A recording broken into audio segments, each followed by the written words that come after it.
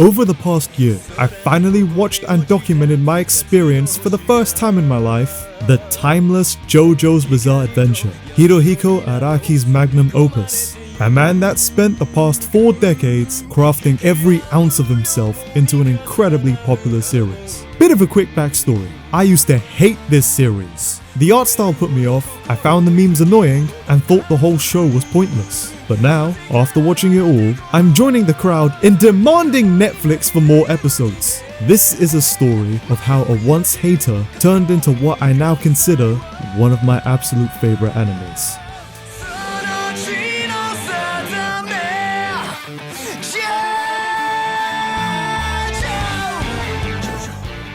Now it's been brought to my attention that amongst the community, this is considered to be the majority's least favorite part, going as far as to even urge newcomers to skip this portion entirely, and after watching I can see why. There's quite a lot of noticeable issues with this, some of which are hard to ignore. The pacing for this part is unbelievably fast. As someone who's watched a lot of slower paced battle shonens, for this to be the exact opposite was a weird experience, even if I did appreciate it slowing down during the middle portion. Plot elements literally start and finish within the same episode, sometimes even half. This very part, in fact, ends 3 different times. A lot of random things happen that just don't make sense. Zeppeli discovers the location of the stone mask and knows about JoJo's defeat with Dio, surprisingly. Blueford, that's his name, right? I think that's his name? Goes from wanting to kill Jonathan and steal his blood in the name of Dio to suddenly becoming purified due to JoJo's kindness and gives him his sword? Okay.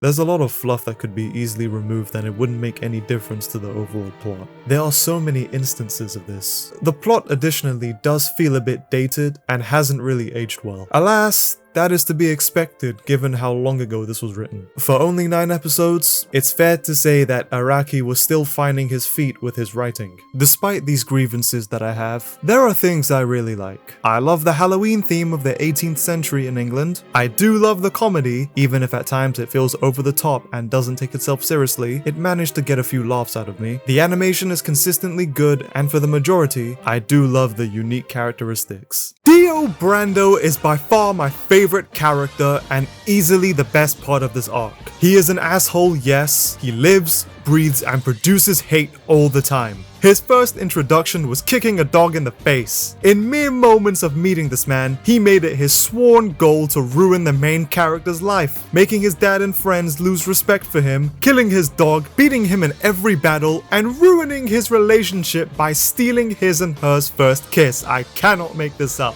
His character is incredibly fun to watch and is a great villain and perfect foil to Jonathan Joestar. So Jonathan isn't exactly a perfect main character in my opinion, and I don't particularly love him. I found him to be quite bland, incredibly naive, and boring for the most part. He hasn't really developed much, if at all. I honestly hate how he just willingly lets the villains get away with whatever and reacts to it only afterwards. In fact, I forget most of the time that he's even the main character. However, I cannot deny that despite all this, his personality and kind gentlemanly nature works well as a drastic polar opposite to Dio. Their character dynamic, as a matter of fact, was easily my favorite aspect of this part. In the first episode, we see flashes of back and forths between their different upbringings. Whilst JoJo was brought up to be good and proper, having to deal with minute problems such as failing with his manners and petty bullying, Dio grew up in the slums of England, in poverty, struggling to survive, garnering a burning hatred for the upper class. And what's established their characteristics and ideals are through their fathers. George has always seen the best in people and acted with kindness to even the worst people, whereas Dario is an opportunist and wouldn't hesitate to harm even his own son to get what he wants. Around the course and end of their first fight, they not only inherit their father's traits, but also seemingly close their growth. Dio has become far too gone once made a vampire, and Jonathan, despite everything, chooses to not hate Dio, still seeing him as a brother. Naturally, fates and bloodlines were a reoccurring theme in this part. The 2 characters were not only fated to be the way that they are due to their bloodline and must be tied to it, but were also fated to cross the same path time and time again. Their lives were metaphorically linked, even in death. This final moment, this final episode as a matter of fact, made this whole part worth it to me. I felt as if it was a perfect way to end these two characters. What I really loved is through to the end, Dio grew from hating JoJo to greatly respecting him. Once he realized Jonathan had passed, for a character who always knew what to say, was speechless. And through to the end, Jonathan forgave Dio for everything, just like his father wanted him to. Man, I didn't expect to feel this type of way when finishing. Araki definitely cooked with this. To kill the main character at the end is a bold move. My thoughts on the other characters? Zeppeli is great, honestly. In the short time I knew him, I loved this character as a mental figure to JoJo. The power system of Hamon may be similar to others I've seen before, it still is an interesting concept. Zeppeli punching a frog was absolutely ridiculous, I love it. Oh, and Speedwagon? Sorry guys, but I don't really see the appeal.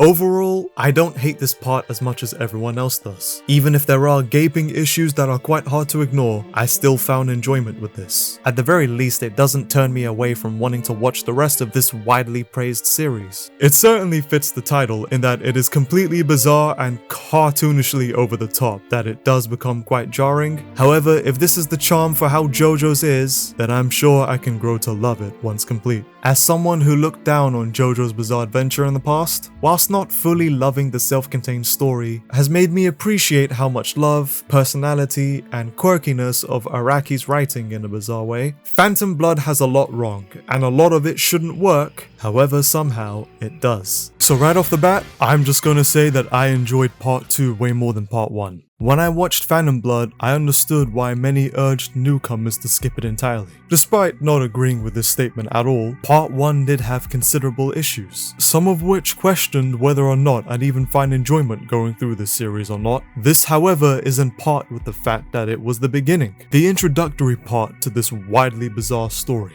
the first part of Araki's story writing. So naturally, he was trying to find his feet. However, that being said, I can say that battle tendency was a lot better for me to the highest degree. Whilst Phantom Blood was a little easier to follow through as it's one ongoing story for the most part, and Battle Tendency has various going on at once, the latter greatly improved on the former's flaws. I mean, Phantom Blood ends like 3 different times for heaven's sake. This part improves on and expands a lot of what the previous introduced, like Hamon for example. I didn't even talk about Hamon that much in my part 1 review because I felt like it was shoehorned into that story, whereas here, it aids this story. From what I thought to be a vaguely bland and generic power system turned into something unique. Phantom Blood introduced the basics of Hamon, whereas Battle Tendency stretches its potential as far as it can go, expanding upon its creative utility through every character who possesses it. This is shown through the various training sequences and of course the fights. The Pillarmen, for example, who are able to combat Hamon through clever tactics, even being immune to it, forced the characters to use this power system in ways we've never seen before to exploit their weakness and overcome their powers, thus making a majority of the fights a lot more engaging and emphasizes the importance of strategic fighting. 次にお前は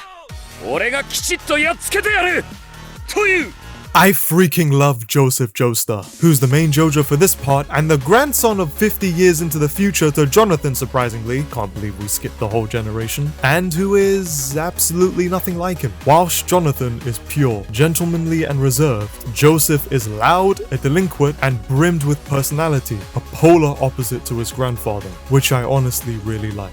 I wouldn't want the JoJo's to be exactly the same for each part going forward. In mere moments of meeting this character, he pulls out a machine gun on Straizo and shoots down the entire place and throws a grenade in honor of Speedwagon. In that moment, I instantly knew I would greatly enjoy this character. He is absolutely hilarious, and that charm of his, predicting his opponent's next line, or simply running away, never gets old. These aren't just gags, they're extensions of his character. It's the perfect summary of his character. He's not just strong, he's clever. He's a hero who understands that sometimes the smartest move is the most unexpected one. And his real superpower is being 10 steps ahead of everyone else, usually in the most bizarre way possible. And his use of Hamon is, well, it's chaotic, unpredictable, and frankly, hilarious. He is the walking, breathing definition of work smarter, not harder. And I love him for it. And I'm really glad he survived in the end. I for sure thought he was going to die. However, Araki subverted my expectations and gave us a different ending. One I am really glad was given.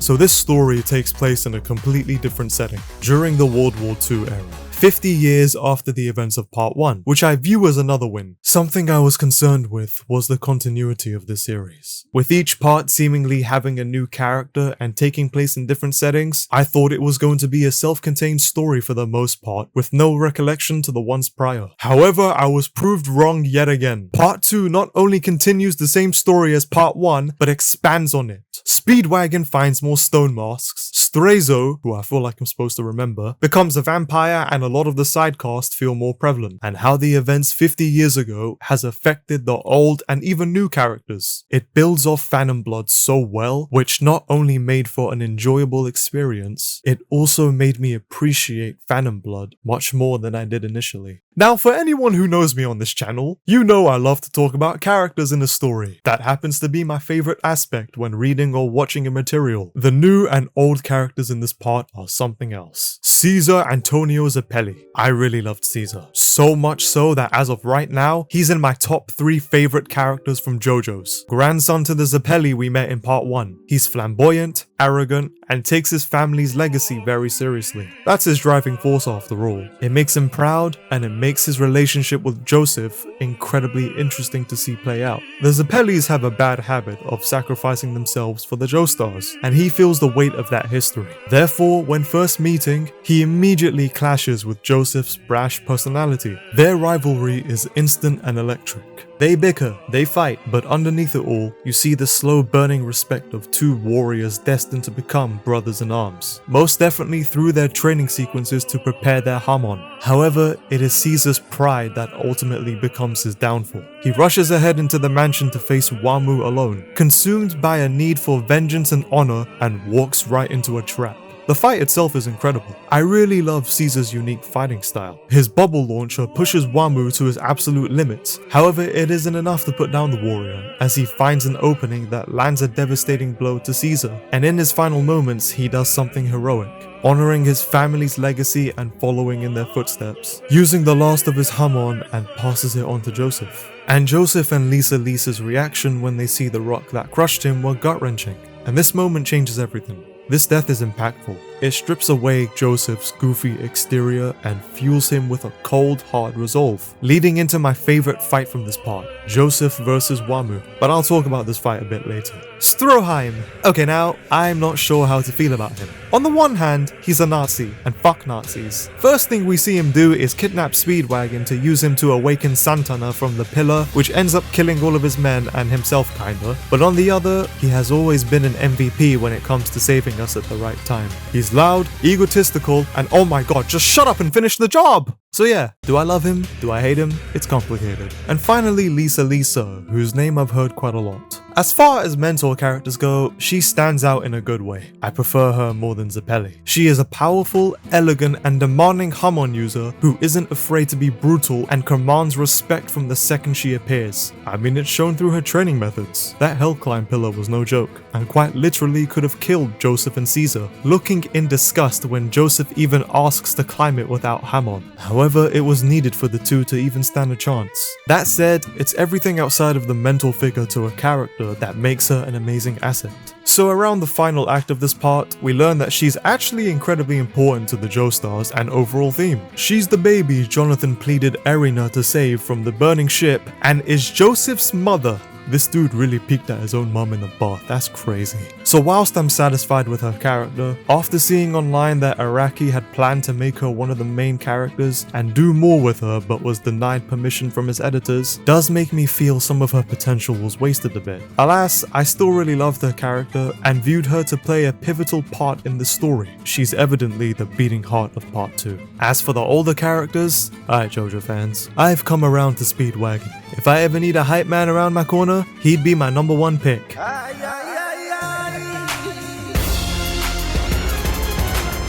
The Pillarmen, these 3 being the antagonists throughout, Wamu, ECDC, and Cars. Okay, one quick thing to mention before this. I had a comment on my part 1 review revealing an interesting fact, that a lot of the characters are named after music artists, which I think is really cool, and surprising how I didn't notice. A really cool naming theme. So anyways, the villains for this part. Wow, what an amazing entrance, and that theme of theirs is a bop. These guys don't just have aura, they are aura. They're different to Dio in a good and bad way. Wamu easily being my favorite of the 3. He takes a challenge very seriously. We've seen this numerous times. From accepting Joseph's bluff that he can defeat him within a month, and places a poisonous wedding ring onto his heart that would kill him if he didn't show up to the fight in that time, to letting Caesar use his Hamon on his verge to death to give Joseph the antidote as he gained respect for the fallen fighter during their fight, to his amazing fight with Joseph. This fight has everything. The emotional weight to it, with Joseph wanting to wait to take the antidote and wrapping the scarf around his head, symbolizing that he's fighting with Caesar in his place to avenge him. The strategic and creativeness of both Joseph's Hamon being used and Wamu's use of powers in a chariot race setting, and even the way it ended, with Joseph gaining respect for the warrior by offering him some of his blood to ease his passing, and Wamu gaining equal respect by acknowledging Joseph's cleverness and even requesting to be honored in his defeat. Truly a great send-off. ECDC, my least favorite of the trio in all honesty. Not that I hate him or anything, but compared to Wamu and the main one Kaz, I felt as if he was just forgettable. And this couldn't be any more true with the fact that Araki made him the first to go during his fight with Joseph. At least with Wamu, the poison ring made sense. It felt random when ECDC gave him one. I felt as if Araki wasn't sure what to do with him in all honesty. And finally, Kaz. He is an absolute dick. He is disrespectful AF. Not only did he have the nerve to sneak Lisa and play with her legs, not only did he sneak and cut off Joseph's arm, but had the audacity to pose afterwards. That being said, I feel like he was sort of just generic. Like he wanted the red stone of Aja with the mask to become an ultimate being to grant him immortality or whatever, and I've seen this before. He's a great villain battle shonen wise, but in terms of JoJo's, I much prefer Dio. He had more personality in my eyes. The final fight with Kaz and Joseph though is something else. It is quite tense. Because of Kaz's new transformation, he's basically unbeatable. Joseph is outmatched in every single way. His arm is severed, he's beaten half to death, and he's thrown into a volcano. However, in a stroke of pure, insane tactical genius and insane amount of plot armor, he uses the volcanic eruption itself as a weapon, then is defeated by a mix of his own hubris and Joseph's sheer, indomitable will to survive, banishing the self-proclaimed god from Earth. His fate frozen, drifting through space for eternity, eventually ceasing to think, is a punishment more bizarre and horrifying than death itself, and honestly, is a fitting conclusion for him. To wrap it all up, I truly believe Battle Tendency was damn near perfect. It took the foundation of Phantom Blood and cranked everything up to 11. The bizarre nature and humor met a good balance with the more serious moments. For its time, it holds up incredibly well, and it showed me what JoJo's Bizarre Adventure can truly be capable of. This part was an unforgettable journey. Is Stardust Crusaders really the best part in JoJo's? I want you to pause for a moment, take some time to think about this, then drop your answer in the comments below. After some time, I have finally finished my watch through for part 3, and it's left me with a lot of thoughts. Going into JoJo's Bizarre Adventure for the first time, I was told by so many people in the comments and on Discord that since I'm a One Piece fan, I would greatly enjoy part 3. And now that I've seen it all in its entirety, I can see why you'd think so. But I have to say part 2 is still my favorite. For this being the longest part I've seen, there's obviously going to be moments where it's decisive, and it seems to be split within the community. However, it also does a lot of things right. Stardust Crusaders starts off wonderfully. In fact, this is the best introduction JoJo's has had this far, introducing the main character, the new magic system, and overall storyline extremely well in the first episode. It makes me want to keep watching, and the episodes that follow up add to the mystery of what's been presented to us and establish our main cast, who I believe to be the strongest one yet. Muhammad Abdul, Kakyoin, and Polnareff are really great enjoyable characters. And getting reintroduced to Joseph Joestar as an old man not only feels fresh and completely new, but feels nostalgic to the Joseph we knew 50 years ago. It feels appropriate. They all bounce off incredibly well and have excellent chemistry, complementing this story and aiding the JoJo of this part, Jotaro Kujo, who, admittedly, I didn't like at first. I thought it was wild how he would speak to his own mom. But he grew on me over time, and may even be my favorite JoJo.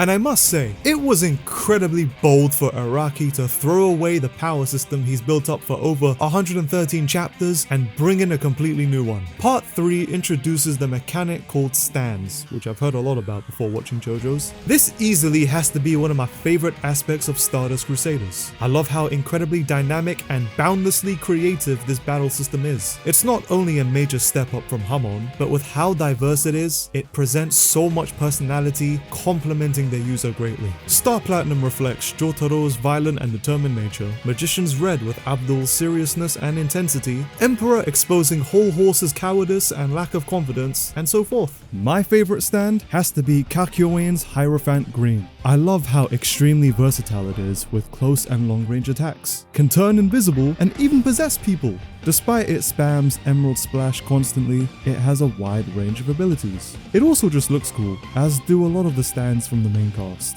This one in particular stands out to me though, because not only does it complement Kakyoin's personality well, but after seeing his backstory, how his stand was basically the only friend he had was quite touching, albeit in a depressing way. It adds a whole different layer to this new component of the stands. It's an image of their soul after all, and works so perfectly. And don't even get me started on Dio's stand.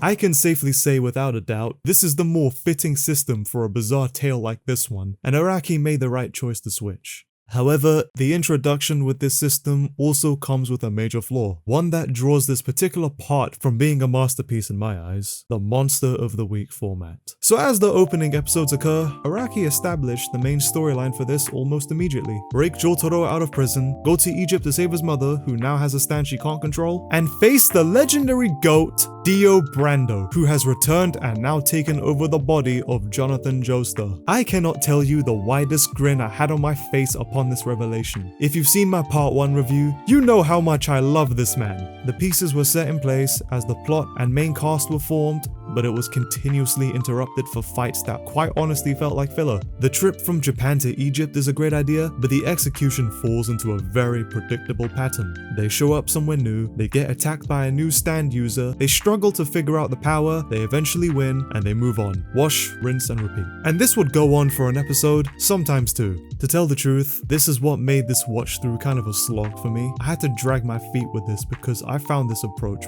painfully uninteresting. With how much was padded into the middle act, it killed the momentum and genuinely made me even forget the main purpose of this journey. It doesn't help that a lot of these stand users were not handled well as villains. Compared to Dio and the Pillar Men, they have no reason for existing other than showing off the new power system. I'll be fair and say this, however, once the gang finally gets to Egypt, it's a lot more bearable, albeit still episodic. In fact, despite it all, I did find a majority of the fights enjoyable. Iggy vs Pet Shop, both of the Derby brother fights, Jotaro vs Justice, Polnareff vs Abdul, Jay Gill and Whole Horse, the Genie, and Vanilla Ice, to name a few. These ones in particular stand out to me because not only did they serve purpose to the actual plot, but they provided much needed characterization to the parties involved and celebrated their progression. Polnareff maturing once his sister is avenged, Iggy going from insanely selfish to a value team player through his final acts of heroism, Jotaro coming out of his shell in subtle ways. Like, this is what made the Egypt portion more memorable to me.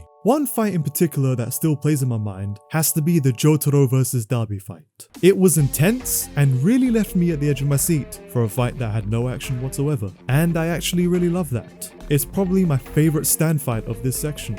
It was all tactical. Derby's stand complements his gambling and cheating skills by stealing the souls of their opponents when they lose or feel defeat. His power is incredibly dangerous and damn well could have defeated the whole Joestar group. However, Jotaro shows that he is certainly more than just brute force. He is the perfect foil to Derby. He intentionally didn't look at the cards in his hand to erase any feeling of doubt. Using Star Platinum to give him a drink tricks him into thinking he was fast enough to swap the cards, putting everything and everyone's souls on the line with a horrible hand of cards, meaning Jotaro could bluff his way through this fight. This was perfection.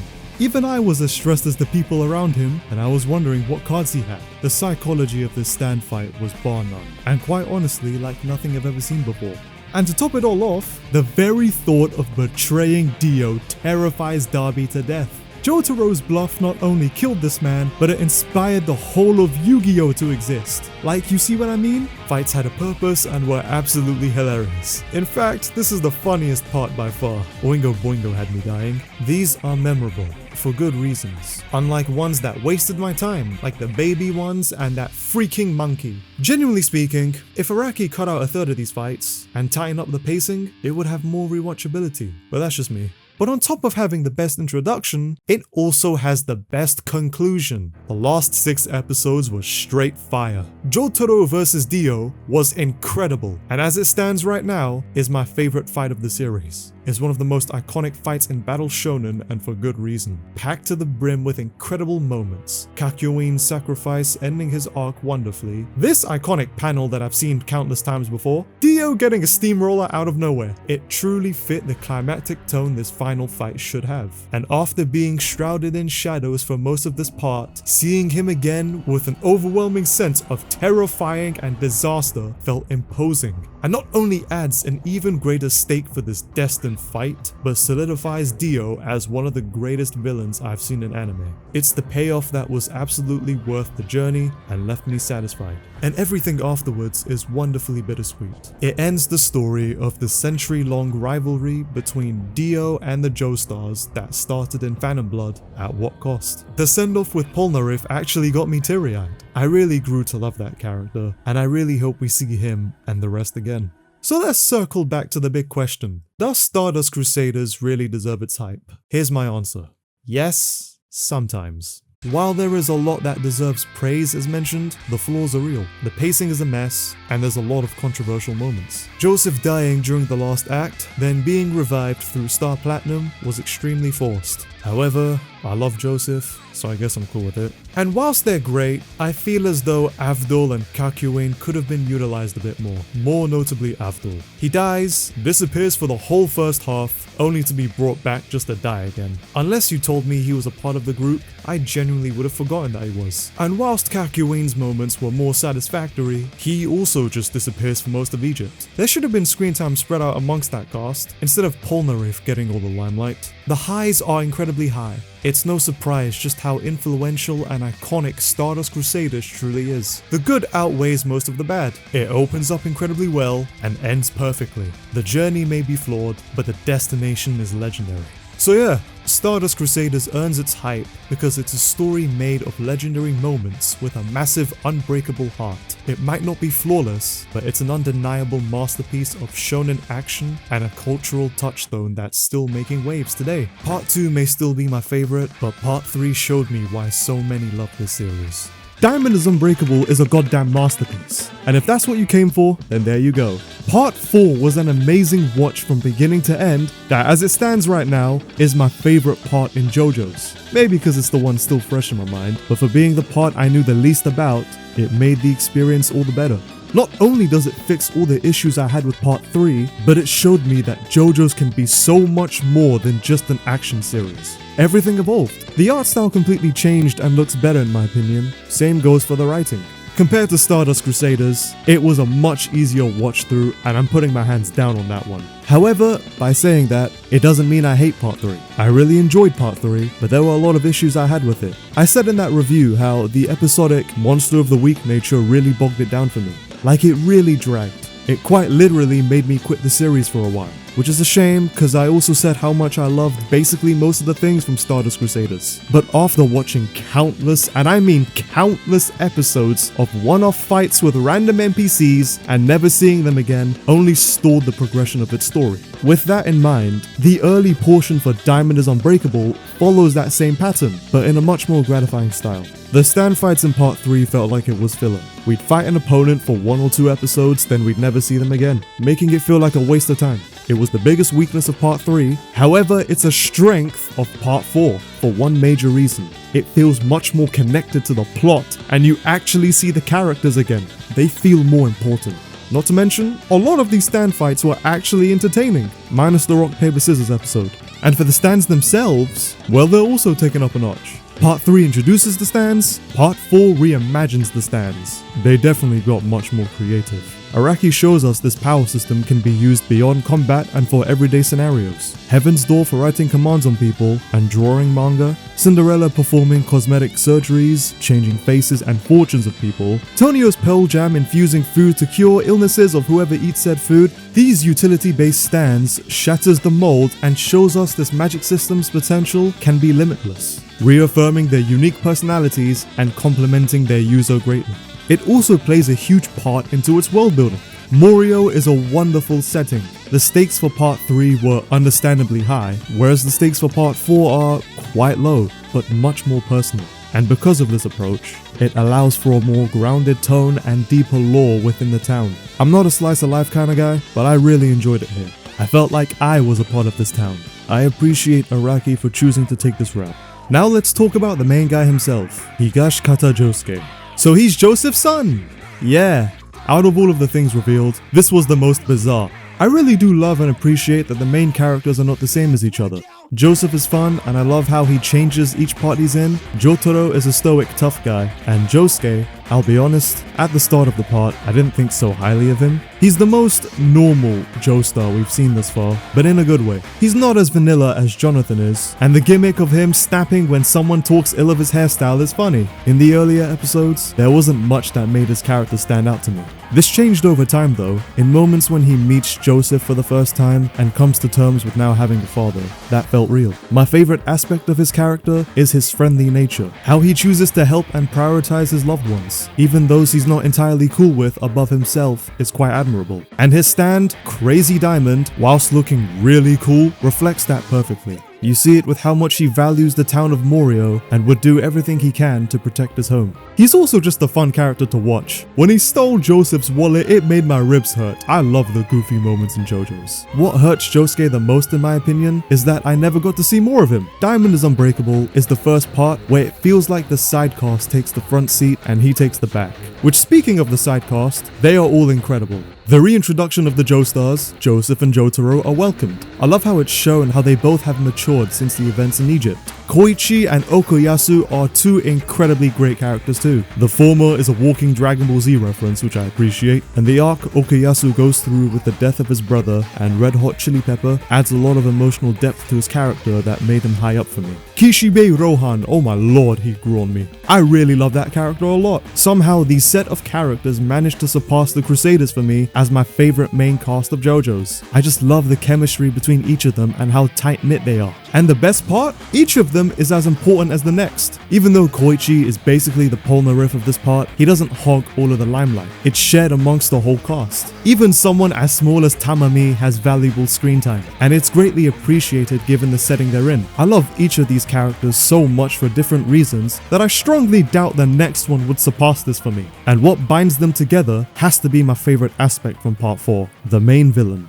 Introducing the one and only Yoshikage Kira. So the plot for Part 4 is the first one to have nothing to do with Dio, sort of. It is that of a murder mystery. There's been a serial killer in Morio for the past 15 years, and for the first half of the part, it's been hinted to us who it could be, until we finally meet the man himself. In contrast to past villains, Kira is horrifyingly mundane. Dio is outlandishly evil, Kaz is generically evil, Kira is terrifyingly evil. He isn't some godlike vampire or ancient being, he's human. He's the most grounded in reality. All he wants is a quiet life, and he blends in, hiding his darkness. Compared to the other serial killer at the beginning of this part, Angelo, who was loud and openly ruthless, Kira is shrouded in mystery and strikes in the shadows. He's also incredibly sick. He kills women and dates their severed hands. I couldn't believe what I saw. And his stand, Killer Queen, is a perfect reflection of his personality. It can turn anything it touches into a bomb, leaving no trace of its victims, perfectly covering his tracks. It's a terrifying power.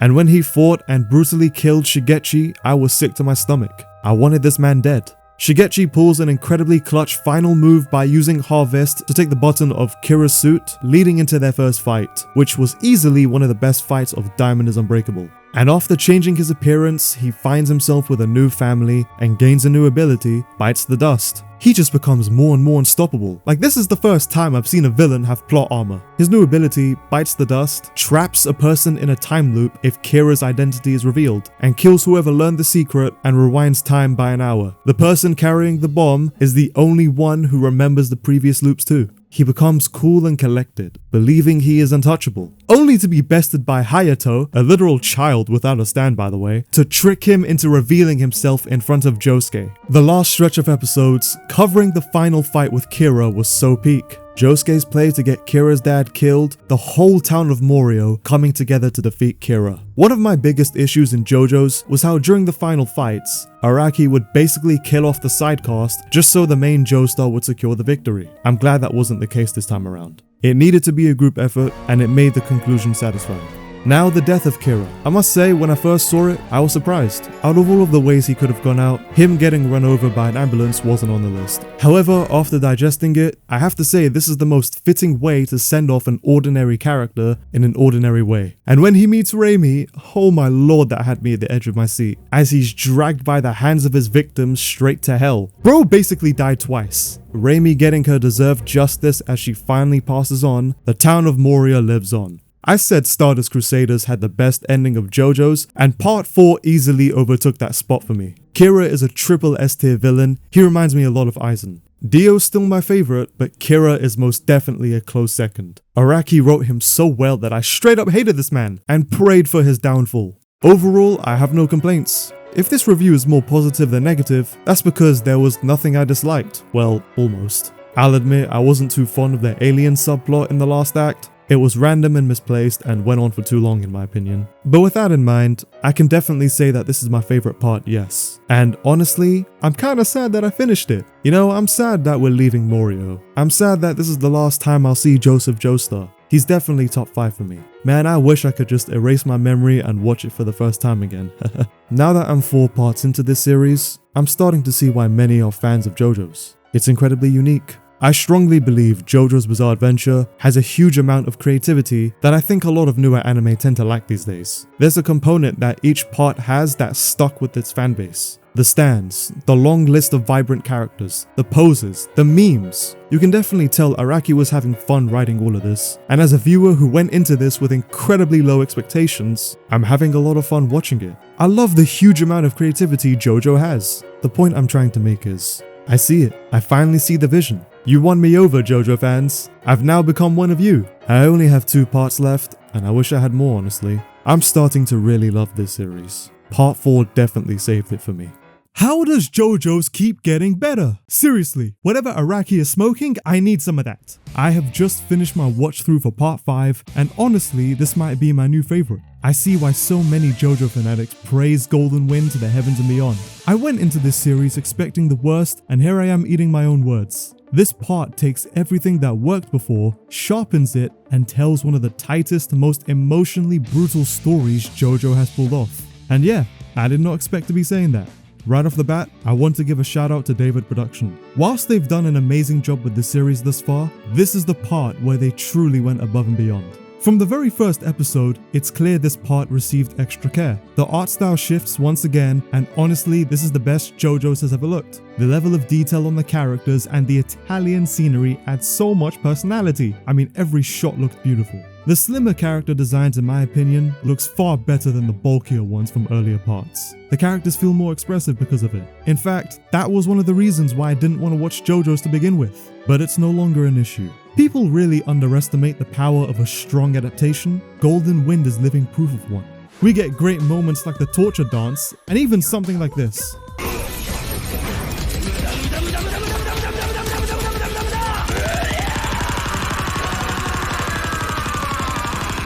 And don't even get me started on the music. As a first-time viewer, I can say Part 5's adaptation was spectacular. Out of all of the parts I've seen so far, this one easily has the best pacing. Every part needs its JoJo, and this time we have Giorno Giovanna. He is one of the more interesting ones to say the least. Right upon introduction, we find out he's the son of Dio. I don't know how that's possible. He's a walking paradox, representing a bridge between Jonathan and Dio's good and bad qualities. Nothing depicts this more than his dream to become a gangster and reform Passione from the inside out. His motivation comes from a quiet, righteous anger. He saw firsthand how the gang was poisoning his city by selling drugs to kids and killing innocent people, giving him a moral clarity that's both compassionate and ruthless in his goal to restore life to Naples. Ironic as it may seem, his stand gold experience does exactly that, breathing life into inanimate things. The very power of creation, in contrast to his father's legacy of destruction. That said, he's one of my least favorite Joestars. Nothing really against him, I just happen to love the others more. He's the first to not feel like the main character and falls to the quiet background, but it feels intentional. And it's interesting Araki wrote him like this. Unlike Joseph, Jotaro, and Josuke, Giorno doesn't go through a traditional arc.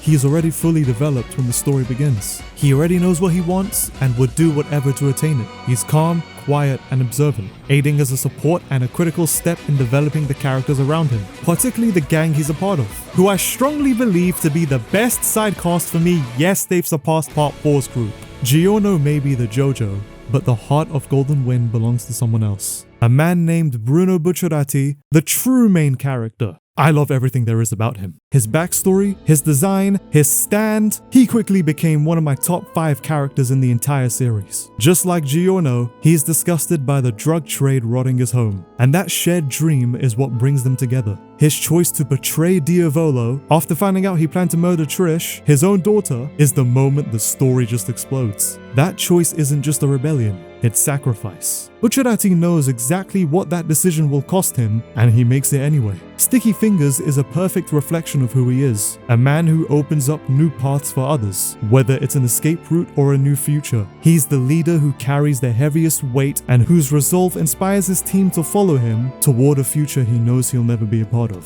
Fugo, Mista, Abacchio, and Narancia, I don't know how to say his name, all are incredible characters who carry their own trauma and are loyal to a fault. It's seen through one of the more intense moments of this part, where they all decide whether to betray the boss and follow Bucciarati to Sarandia. There's no dramatic speech, just a quiet, terrifying choice. And when Fugo stays behind, it doesn't feel like cowardice. It feels human. It's one of the most realistic moments in the story. It shows that not everyone has the resolve to go on a suicide mission, and that realism only makes the others' bravery feel more earned. And finally, there's Trish, who I thought nothing of at first, other than being a damsel in distress. She quickly grew on me though, once she fought Notorious Big and awakened her stand. Her growth represents exactly what the team is fighting for, protecting the innocent and giving them the strength to seize control of their own fate. She now becomes someone who stands alongside them. They remind me of the Crusaders in a way. What really makes this group special is their bond. They aren't just allies, they're a family built through shared suffering and trust. Every fight, every sacrifice tests their bond, and it's that emotional weight that makes their losses and victories so bittersweet. And once again, the stands have gotten better. I feel like I'm going to say that a lot from here on out.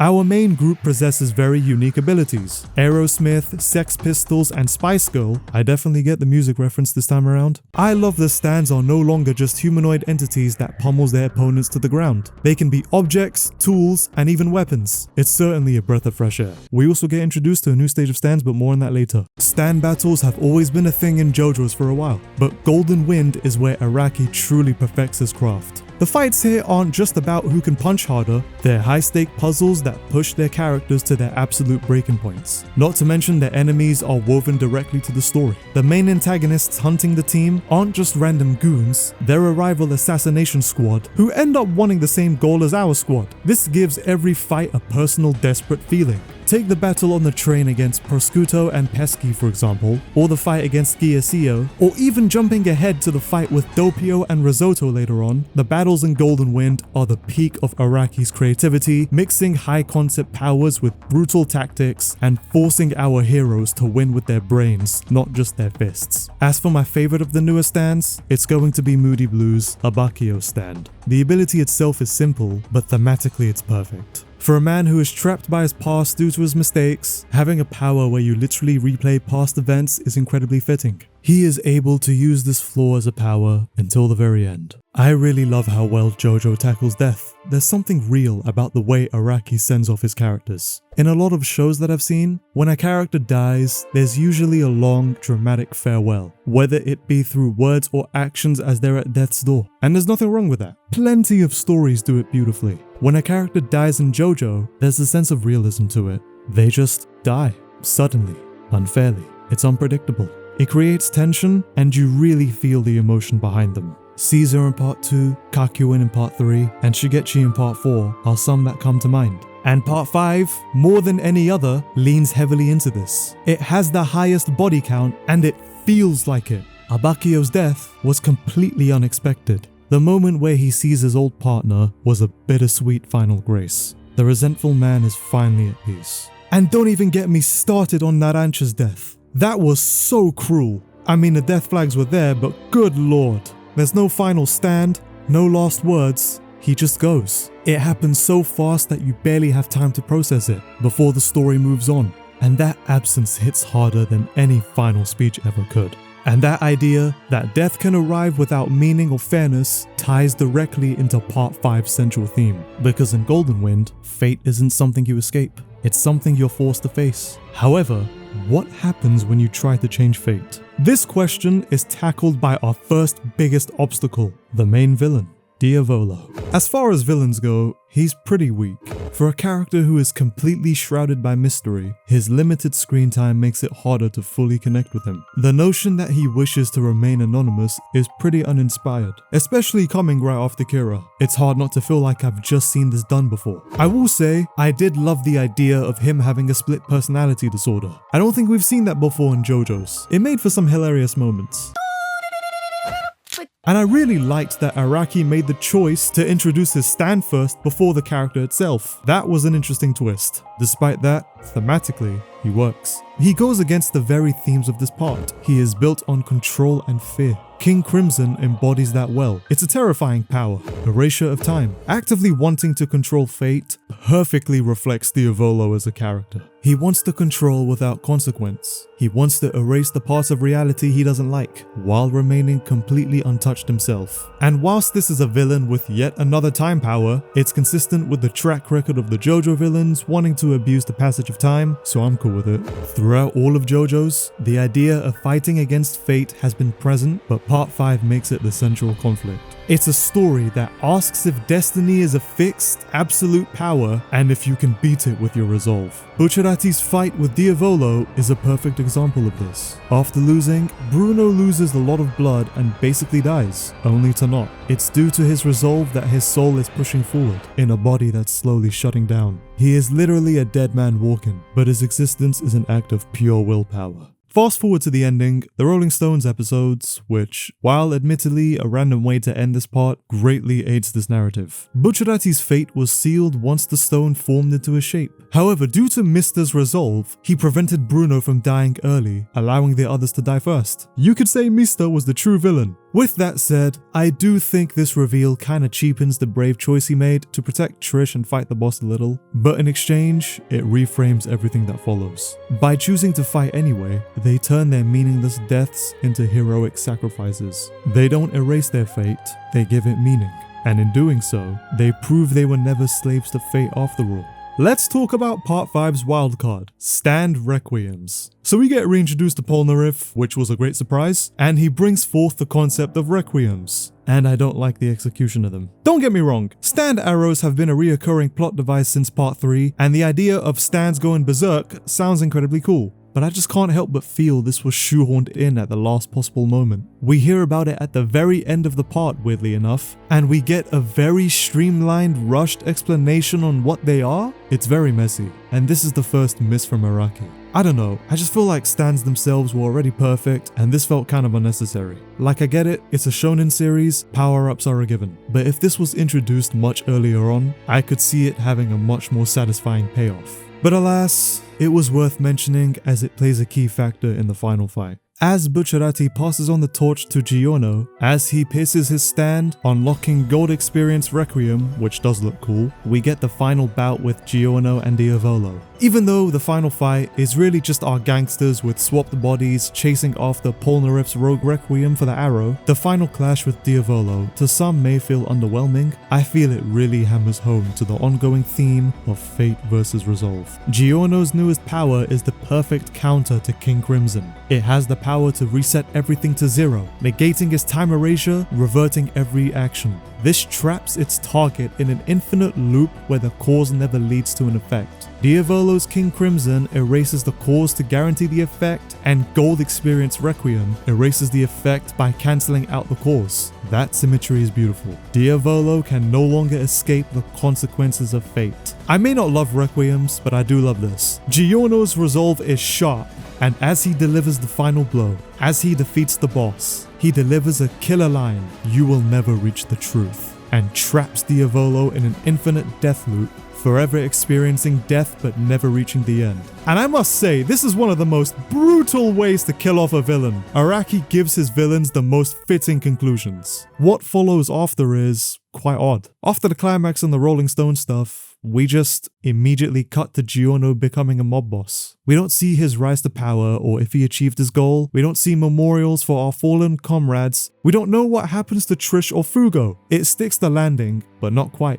This is probably the first time watching JoJo's where I'm split on its conclusion. I don't hate it, but I can't say it fully satisfies either. It feels very abrupt. They could have used an extra episode to flesh things out. With that said, Golden Wind was the boldest part I've seen so far. Despite a few familiar faces like Koichi and Polnareff briefly returning, the focus is firmly placed on an entirely new cast, and that choice pays off. And compared to the first 4 parts, where there was a balance between humor and seriousness, Golden Wind has more of a serious tone. It's definitely the most mature part up until this point. It's not flawless by any means, that's for sure. However, it is an explosion of passion poured into every piece of it. One of Araki's biggest strengths as a mangaka is his ability to be flexible and deliver fresh experiences through each part. Not many authors have this ability, therefore he deserves a lot of praise. And with that, I've finally caught up to JoJo's Bizarre Adventure. Stone Ocean marks the end of my blind journey, for now, and I wasn't expecting this part to hit the way it did.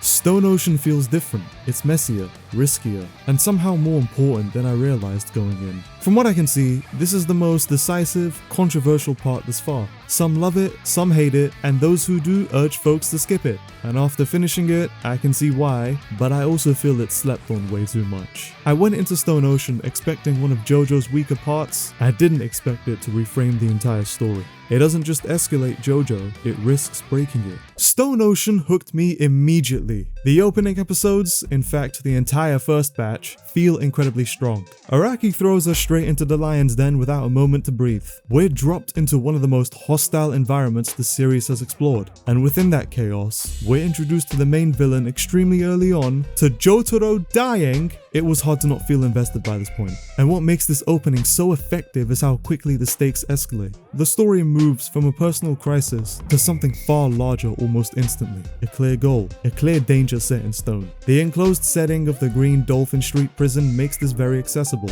because unlike other parts, where we explore entire towns and countries, everything is compressed into one confined place for the most part. This creates tension and an uneasy feeling as despair could occur at any place. Whilst I'll admit, I may not love the fact most of part 6 is stuck in one place, it makes the story easier to latch onto. And it also introduces the main character in a very JoJo way.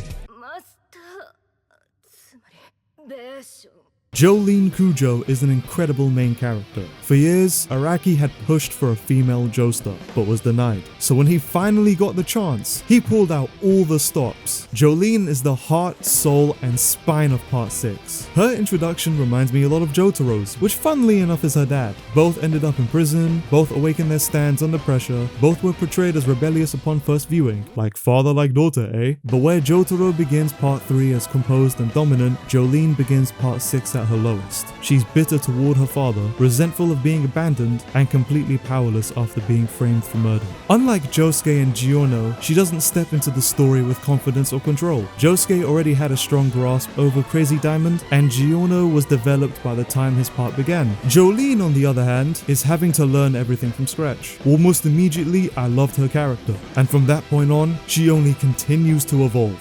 Once she awakens her stand stone free, her evolution becomes tangible. She starts to fend for herself against the countless obstacles she is faced with, learning how her ability works in real time, and quite literally growing alongside with it. Stone free in itself, compared to the others, is a lot more grounded. Jolene can unravel her body into string. Whilst it is admittedly on the weaker side compared to the other lead stands, given the setting we're in, it works well and allows for Jolene to use and adapt this simple power in very creative ways. Symbolically, it mirrors her perseverance. She stretches under pressure, unravels when things fall apart, and she always pulls herself back together, connecting everything and everyone around her. That includes the found family she builds inside. Hermias Costello, Emporio, and Foo Fighters are wonderful characters. I usually have no complaints with the supporting cast in JoJo's. They not only aid Jolene's progression effortlessly, but in turn her growth impacts them as well. Foo Fighters stands out to me the most from this bunch. They're a fascinating contradiction. They're a mix of being highly intelligent, but also incredibly naive. A being who shouldn't have an identity, slowly growing into the most human of the group. They choose to learn, to care, to live, all because of the warmth Jolene and the rest show them, and it's beautiful to watch. Their death actually hit me really hard additionally. Their sacrifice to donate their blood over to Jolene so she could continue her quest to stop Pucci was noble. JoJo's has always had deaths like this though, not surprised we got another one. It's like up there with Abakio's death for me in the last part. That said, whilst these three specifically are great, there's one major flaw I have with them that holds them back.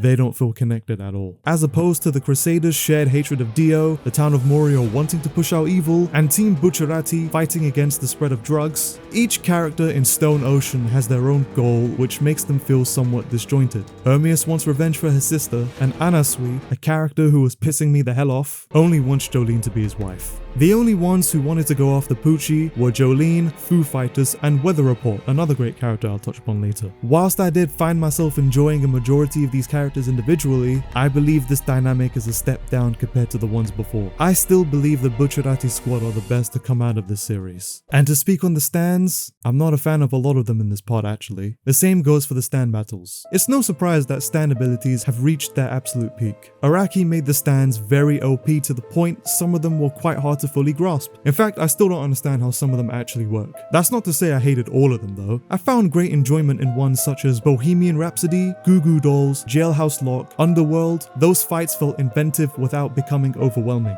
Probably the best stand fight from this part has to be Hermias vs Sportsmax. That was really good. When I first saw Hermias' stand, my first thought was, what the hell would she be able to do with stickers? It turns out, a lot. The stand battles in part 6 aren't as bad as part 3, not by a long shot, but for the majority, they lack the clear emotional through line that made parts 4 and 5's fights so impactful. Stone Ocean's fights are conceptually brilliant but emotionally inconsistent. They dragged on quite a bit, especially in the second batch of episodes where momentum was slowed. And then there's Father Enrico Pucci, easily one of the strongest elements of Stone Ocean. Right away, he feels like a major step up from Diavolo. He is one of the most fascinating villains and his presence is looming and constant, with every move he makes shaping the story. Unlike the rest of the JoJo villains, he's woven into the story from the beginning. He's the sole reason Jolene ends up in prison after conspiring with Jongolier, the sole reason Jotaro visits in the first place, walking right into his trap, and the sole reason why she stays. His plan to achieve heaven is understandable, even if it was heavily influenced by Dio. But what makes it compelling isn't the influence, it's the belief. Literally everything works in his favor. He has multiple stands because one wasn't enough for him, and they all aid exactly what it is he desires. Each ability pushes him closer to total control over reality itself. Whitesnake extracts discs of memories and stands from users, Sea Moon changes the gravity in the air, and Made in Heaven accelerates time across the entire universe. His power only continues to grow along with his invincibility. But what makes him very different and a huge standout is how human he feels. He believes everything he is doing Forcing humanity to accept their fate is righteous, and that's what makes him the most evil villain in JoJo's. He isn't chasing power, he believes he's delivering salvation. Nothing depicts this more than his shared backstory with Weather Report, which is easily the most disturbing in the series. Poochie and Weather are fraternal twins with different upbringings. He then learns that his mother swapped her deceased child for Weather, who then falls in love with their sister Perla. Now as a priest, he has the responsibility of keeping the secret and not sharing it to them. So what does he do? Instead of preventing suffering, he accelerates it. He gets the literal KKK to split them up, only for them to find out Weather's father is a black man and proceed to hang him because of it. And in response, Perla dies and Poochie is distraught over it. I love how the story asks who is to blame for all of this, because the answer is quite clear. This is what makes Poochie so despicable. A lot of this could have been resolved. However, he ended up making things worse. That notion is bled onto his first stand, how he gets Whitesnake to do all of his dirty work as if he's a separate being. Weather, just before losing his memories and being imprisoned, makes it his life's goal to get vengeance on Poochie, and honestly, all for it. Their fight was incredible, but of course it ended in tragedy. Whilst Weather's death may have not fully hit me, it only shows just how far the gap is between our group and Poochie. Poochie isn't trying to win a battle, he's trying to remove the idea of struggle entirely. And not to mention, he is the only villain who successfully achieved everything, and that's why the ending of Stone Ocean feels so different from every part before it. This was the first time JoJo's made me feel like the heroes might not matter, and that scared me. Fate is tackled once again, but in a very different way. While Golden Wind explores the idea of defying fate with your resolve, Stone Ocean shifts the perspective, focusing on embracing it in a world where everyone knows their destiny, partially the gravity of it. Part 6 really hammers home to the fact that fate itself is inescapable through Poochie's actions. He isn't trying to fight against it, he's merely using force to prepare everyone for it. In his mind, forcing humanity to accept fate is an act of mercy. To him, removing uncertainty removes suffering.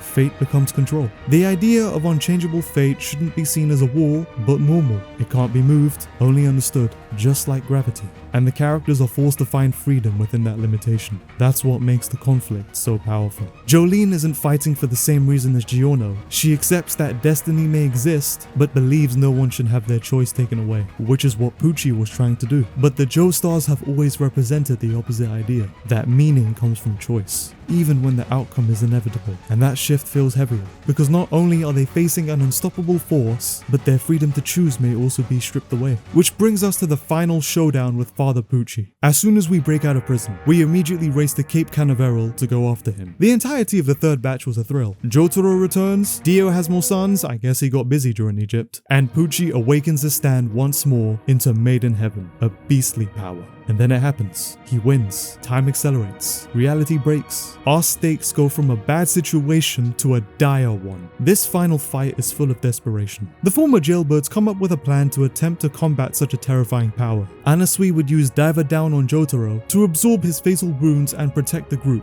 For Jotaro to use Star Platinum and stop time once Anasui is hit to counterattack.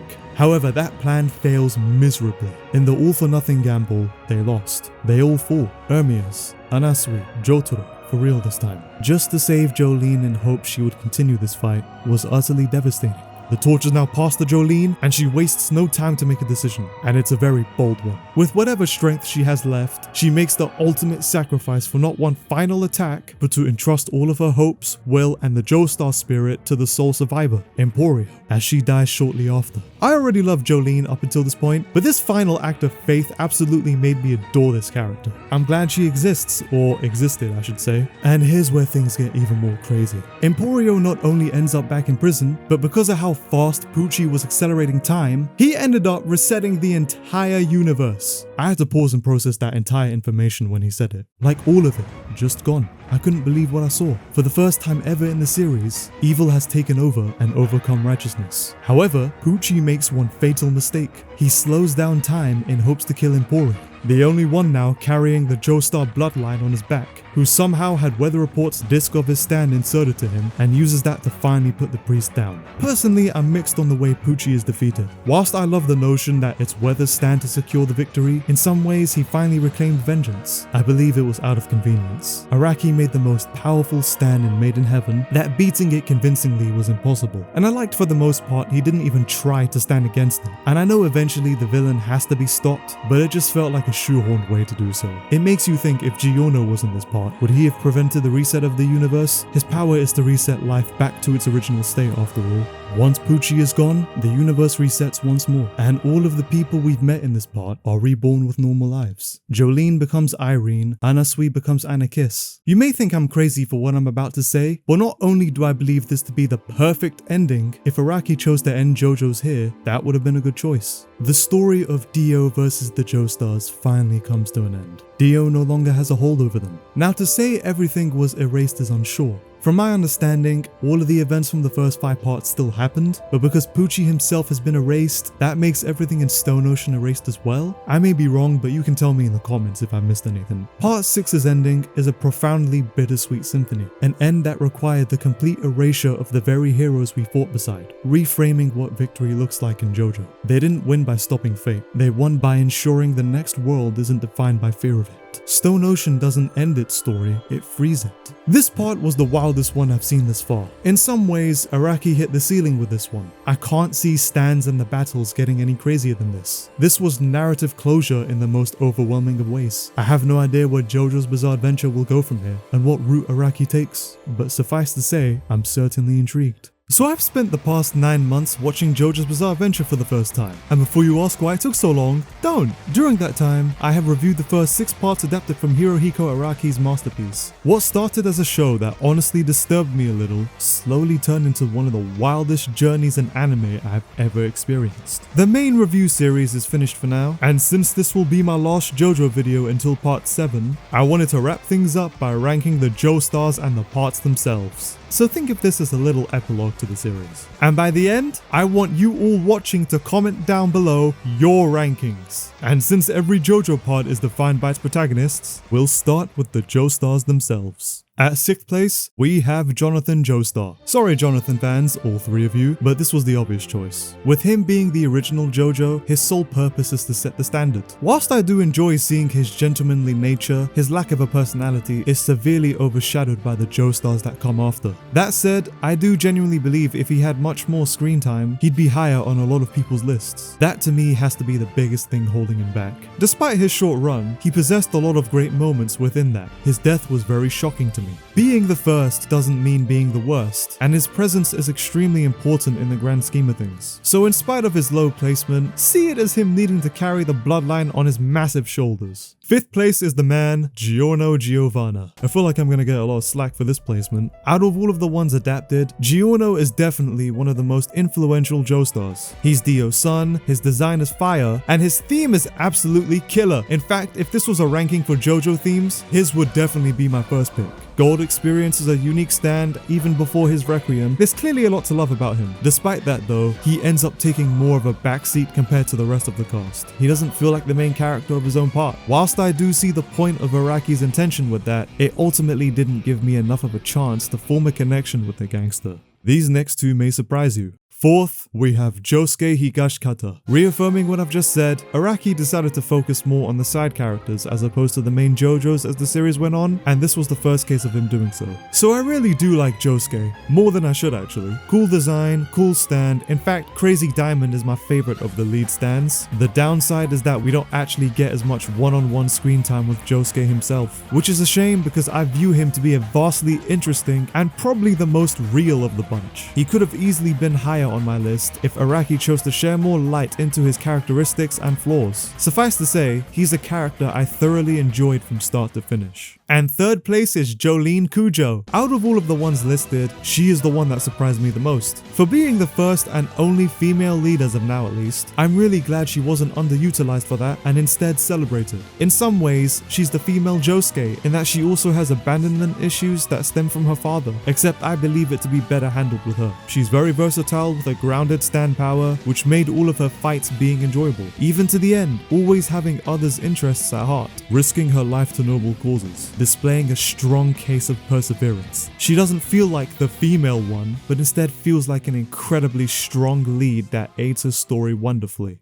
Second place goes to the man, Jotaro Kujo. Out of all, he's the only one who took me some time to properly enjoy. I really didn't like this man at first. Upon introduction, he was kinda boring and just straight up unlikable. However, over time, he undergoes a lot of subtle progression that was enough to win me over. Much like the Grinch, his heart grows 3 sizes by the end, and he just gets better and better each part he's in. I strongly believe Jotaro to be a better side character than a main character for this reason. He's certainly the most iconic Joestar with an obvious favorite stand for a very good reason. However, whilst he won his way up to second place, he still falls short to my next pick. And the first place is my all-time favorite, Joseph Joestar. Finally, about time I get to glaze this character. Might I add, I believe every variation of Joseph is great, but it's specifically Battle Tendency Joseph that earns this spot. Not only did he show me that JoJo could be much more enjoyable than I initially thought, but he also represents everything I love in a main character. He's charismatic, he's hilarious, and he's incredibly endearing.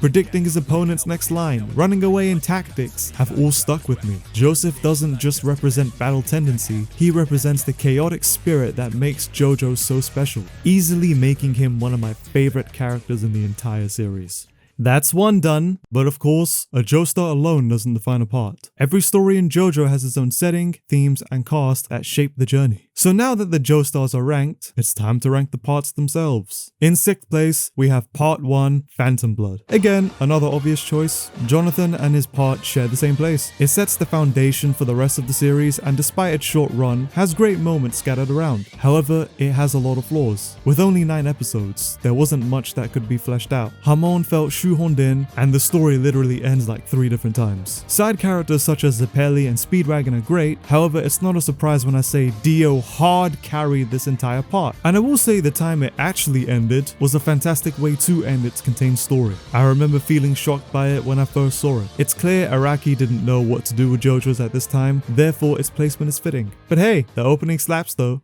5th, it's Part 3, Stardust Crusaders. I may also get a lot of flack for this too, so let me start off with the positives. This part introduces stands, which to me are easily one of JoJo's strongest themes. The story Araki wanted to tell for this particular case was strong. My favorite villain Dio returns, Joseph returns, and the characters are incredibly memorable. This is the part that changes JoJo. However, it is sorely ruined by its villain of the week structure. It is the longest part in the series for this and has the worst pacing. It was the only part to quite literally make me almost quit the series, and that's not something I can ignore. On top of characters like Kakyoin, Avdol, and at times Iggy getting shafted for JoJo's Bizarre Adventure. Whilst there are good moments such as Jotaro vs Darby, that's one of my favorite moments in JoJo. A lot of the moments in Egypt and the final confrontation with Dio, it's ultimately not fondly appreciated with entire episodes where Polnareff is turned into a baby. When Part 3 gets going, it really gets going. It starts and ends wonderfully, but its structure is bothersome. Its highs do surpass the highs of the next one, however.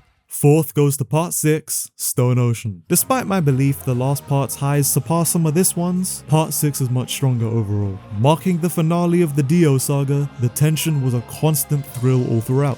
Hoochie was a phenomenal villain, and probably the most terrifying I've seen at least. Stand abilities reached peak creativity even if ones like Dragon's Dream and Green Baby were hard to understand. And despite Netflix meddling around, it still managed to feel enjoyable. However, with that being said, Stone Ocean can feel a little uneven at times. Its plot, whilst easy to latch onto, is all over the place, and in my opinion at least, has the worst side cast I've seen thus far. Not that they're bad, they just don't have that chemistry for me. But maybe that was intentional, who knows. Part 6 doesn't do anything bad at all, its highs are highs and lows are lows, but it doesn't overtake the next few for me. 3rd goes to Part 2, Battle Tendency. This used to be my all-time favorite. After feeling put off from Phantom Blood, Battle Tendency was exactly what I needed early on. Not only does it take all of the flaws from Part 1 and perfects it in Part 2, but it manages to tell an incredibly tight-knit story in a short amount of time. This was before stands, so Hamon was used in very creative ways. Part 1's cast returning in incredible fashion, as well as new ones like Caesar Zeppeli and Lisa displaying great moments. Caesar's death is one of the most hard-hitting ones in the series additionally. Even though Kaz is my least favorite villain in the series, and ultimately is my least favorite aspect of this part, I found great enjoyment in Wamu. I loved his fight with Joseph. The fights are brilliantly creative, the stakes feel enormous, and the entire part is just pure, unfiltered fun.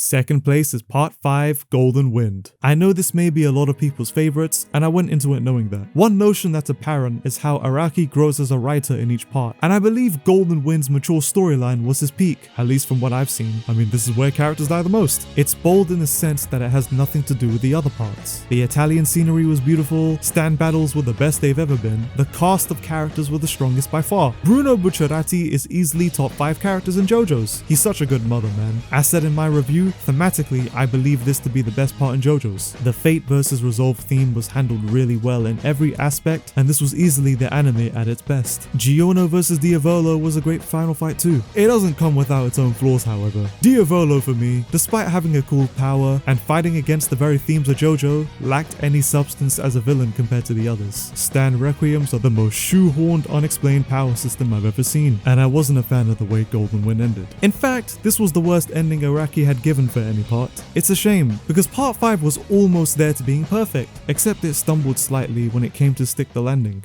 My all-time favorite JoJo part sitting in first place is Part 4, Diamond is Unbreakable. You may think I'm crazy for having this being my top pick. I can already tell the comments would riot. It's unusual, but out of all of the parts I've seen, this is the one I think about the most. I love the town of Morio so much. It feels like a real, breathing space full of characters I'll never forget. The slice of life formula was new, but incredibly welcoming. The stands here are the best that they've ever been. The fact they can be used for everyday scenarios was incredibly unique. Everything feels connected. Everyone feels connected. Yoshikage Kira was certainly one of the best villains I've not only seen in JoJo's, but honestly in all of Battle Shonen as well. I've never seen him outdone before. Shifting the scale to a slice-of-life town haunted by a terrifying serial killer was a stroke of absolute genius. It has a wonderful ending, with heaps of emotional weight behind it. And personally, this cast of characters, Koichi, Okoyasu, Rohan, and many more along with Josuke, I love so much, not only because they themselves are great characters, but they also remind me a lot of my close friends. I see a lot of resemblance between them. So watching Diamond is Unbreakable, not only was the final set in stone for JoJo's being incredible, it felt nostalgic even for my first time viewing. Out of every JoJo part I watched, Diamond is Unbreakable is the one that stayed with me the most.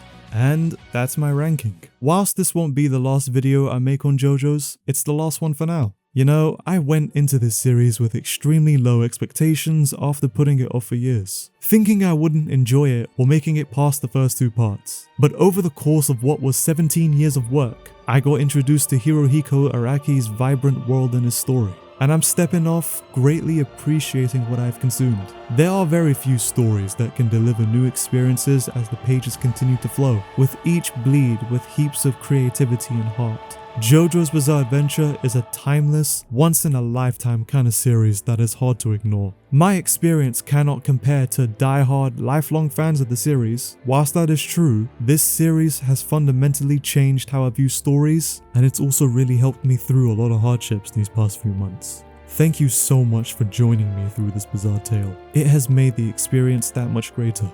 I hope to see you all again for the day David Production decides to conclude its adaptation for the illustrious, heavenly praised Part 7 Steel Ball Run.